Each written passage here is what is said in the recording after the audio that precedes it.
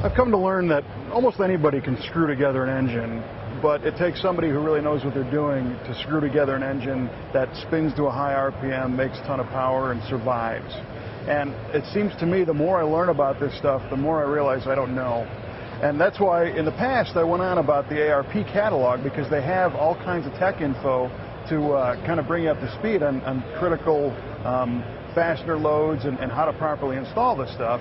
So we thought we'd come by the ARP display here at SEMA and talk with Chris Raschke, because you guys are on a totally different level with their approach to fasteners and measurement and precision. It's insane.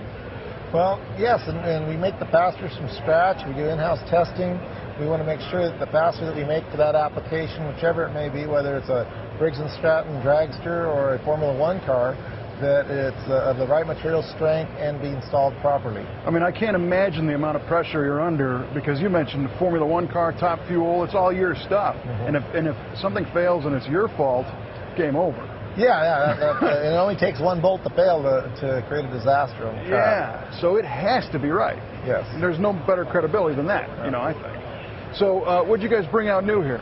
Well, at the show here, we're introducing several new products, but one of our biggest ones is the ARP Ultra Torque Assembly Loop. It offers you a real consistent preload on the fastener from the first pull to the last pull, the 10th pull. I'm going to back you up just a little bit. So we're talking about the lubricant we use when we're putting fasteners together in the engine. So why not just grab a bottle of engine oil? I mean, what's the deal? Engine oil is probably one of your most consistent lubrications for a fastener.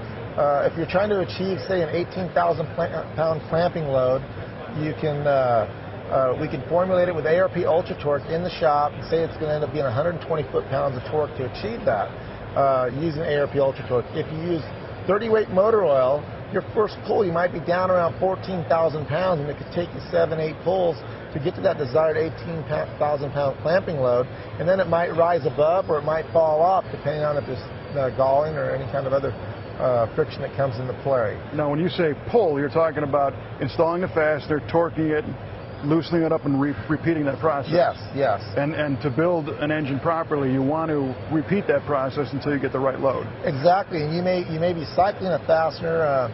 A lot in the past, cycling your fasteners was always recommended in order to try to achieve the proper preload. In a connecting rod situation where you're at a racetrack, maybe in a pro mod where you're changing bearings every pass, you're flying through with this torque wrench, and as you're using a lubricant that isn't consistent and the preload scatter is there and it keeps climbing, it might go from 15,000 pounds clear up to 20,000 pounds, and it could yield the fastener. Okay, so you're saying, I guess the first obvious one is you might be damaging the fastener or whatever you're screwing it into by this repetitive process, and then you can over-torque it and weaken it, and then it can fail. Exactly, exactly. In a connecting rod situation, you might be able to use a stretch gauge, and this is the most desired way to install a rod bolt. You can get the desired preload by using the stretch method. In a situation where you have a cylinder head or main stud, you don't have that option. So you really need to have a good lubricant there to make sure you're getting consistent torques. As far as cylinder bore roundness or the line hone roundness on the mains, it's all critical. It really starts to... you guys are in a position to almost scaring people into buying your stuff. You know, because when you start talking about what can happen, it's critical. And the stretch gauge is cool because it'll show, you guys know the science that if a certain fastener is stretched a certain amount, it's going to yield a certain clamp force. That's the theory, right? Yes. Because these things, as you say in the catalog, a fastener is essentially a spring. Correct. Right? Which it was amazing to me when you put it in that term. And as a spring, if you take the throttle spring on your car, as long as it's installed properly as it was designed by the manufacturer, it'll go a million miles and the car will rot away, but that throttle spring could still be there working just fine. Right. Whereas you put that spring in an underload condition or an overload condition, you're going to either yield it or it's just not going to do anything. Sure. So it's not holding anything. So what are the characteristics of the Ultra Torque that give it this repeatability and consistency?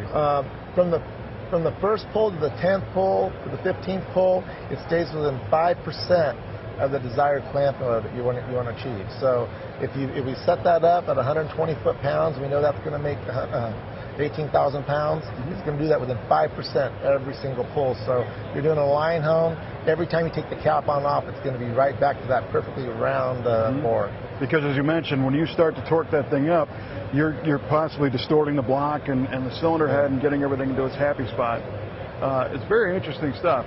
Now, when it comes to things that, you know, maybe a home builder, garage guys don't really consider, if you're talking about cycling every fastener on an engine to get the torque right, that's a lot of time. So if you're a pro engine builder or machine shop, you know, you're telling me you can save time by not having to go through that process? Yes, you can save time by not doing the cycle. Some of the studs that go in at higher clamp loads, some of these diesel trucks, it's very popular now.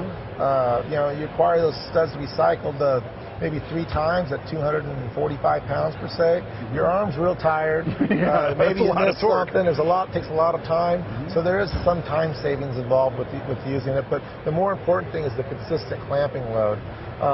If you're a big professional engine builder and you do all things, maybe you've developed the process for torquing your fastener and your rod or your head or your main, that you know you're getting that consistent service out of that part or consistent roundness in the bores. But if you're a home builder, you had someone size your rods, you had your machinist do the mains, you bring it home and you don't have a dial bore gauge there to recheck all the clearances and stuff. Right. You really need to make sure that you know, the proper lubrication was used when all the parts were machined, and then repeat that procedure to make sure that it repeats right on size. So is there any other aspects of the lubricant itself that make it unique from other lubricants that you could use? Well, yeah, there's some commonly used lubricants in more racing. Motor oil is the most common one in the home builder. But there's the extreme pressure lubricants. They have a very low melting point. They weren't designed to be used in a fastener application. So what happens is you install a fastener, maybe you got to that desired clamping load that you required, but it melts away as soon as you run the motor, the temperature, because it has a real low melting point. And once that lubricant melts away, when you go to disassemble the motor, you get galling on your fastener, which you don't know about. So then when you're going back in that reassembly between rounds or even just your next rebuild, there's galling that's occurred that you didn't notice, and now you're not going to get that same clamp load again due to that. Sure, so you're actually damaging those threads as you take the fastener out, take it off, and then it doesn't go in as smooth and your torque ratings are all off. Exactly. So the ARP Ultra Torque has a higher temperature rating, so it doesn't melt away. Okay, and do you guys give any kind of a spec on lifetime? I mean, how long does this stuff stay happy in the engine? You know, do we know? With the melting point that it's at, it pretty much will stay in the engine. Sure.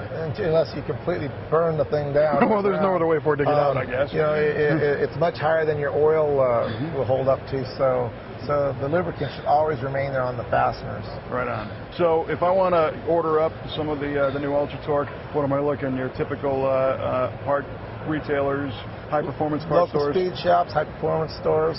You can go to arp-bolts.com and look for a dealer referral list. It's available now? It's available now. Awesome.